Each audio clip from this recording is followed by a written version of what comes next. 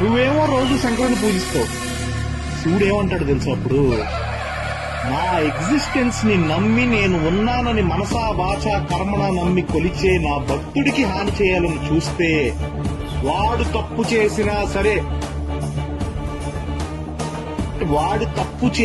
సరే నాకు వదిలే, నువ్వు వేయగలిగిన దానికన్నా పెద్ద శిక్షే వేస్తా. తండ్రిగా నా భక్తుల మీద నాకు ఆ హక్కు ఉంది. అలా కాదని నువ్వు వాడికి హాని చేయాలని చూస్తే ఏదో ఒక రూపంలో వస్తా, ఖచ్చితంగా నిన్ను చంపేస్తా.